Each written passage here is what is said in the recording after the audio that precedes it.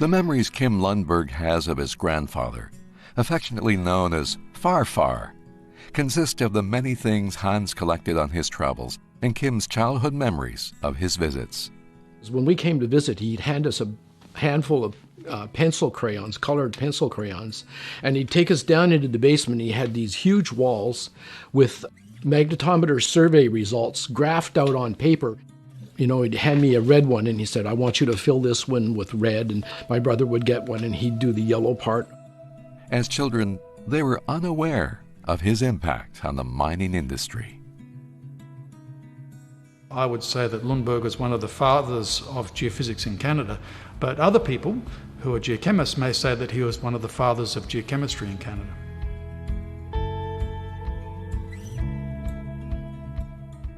He actually created the core of people that became the founders of modern exploration geochemistry in Canada.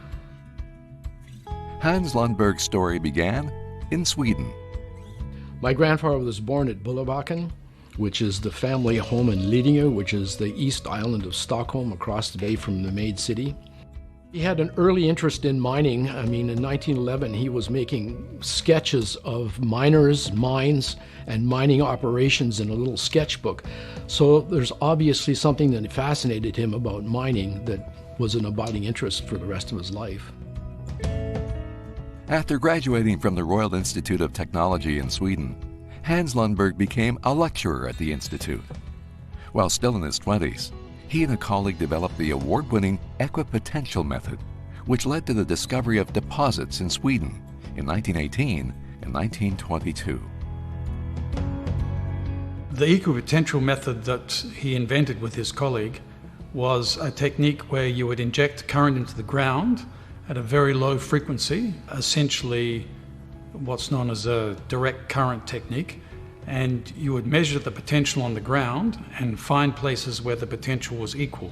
And by looking at how that potential distorted itself on the surface of the ground, you could work out if there were conductive features underneath. His acclaim in Sweden attracted attention from the United States.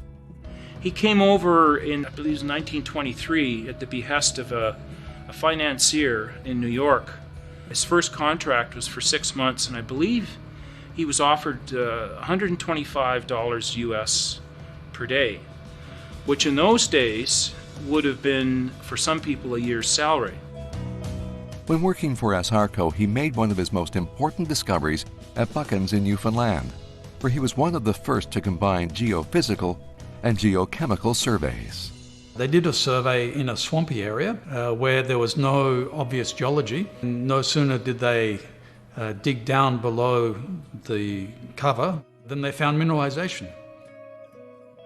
And so they transformed something that had been of interest into what became a very important mine, the largest mine of its kind in Canada at the time. And so that basically sealed his reputation. 1926, he became kind of a rock star overnight. He also experimented with geobotany, looking for traces of minerals in plants. He harvested the plants and burned the leaves and extracted gold from what was left of the ash. It didn't amount to a whole lot of gold, but it did work. That was the point of that exercise. Hans Lundberg operated a successful company in Canada during the 1930s and 40s, working on over 40 projects across Canada. But he may be best known for his work with airborne geophysical surveys using helicopters and fixed-wing aircraft, and working with his son, Sten, a World War II pilot. He was one of the first people in Canada to buy a helicopter. He and his son would go out and collect the geophysical data. One of the first instruments that they put on the helicopter was a magnetometer, and he used that to collect aeromagnetic data. He didn't limit his efforts to mining. He gained recognition for using his technology in unusual ways. One was offering to help an oil company survey for petroleum. He said, if it's successful, if I help you find oil, you give me an oil well. And apparently that well produced something like $25,000 a month for years. And so that was his way of getting paid. He also gained recognition for finding prehistoric bones in Mexico and an ore body in a crater in Arizona. Some say Hans Lundberg was a man on the forefront of the industry. as evident in a talk from 1948. He talks about 3D visualization of the Earth. He talks about using aerial surveys in all manner of ways to obtain information about the near surface and the subsurface. He jumped ahead 40 to 50 years in that talk. And you look at it and you say, where did he get that information? There was nothing existed like that. And he predicted all of this just out of the blue.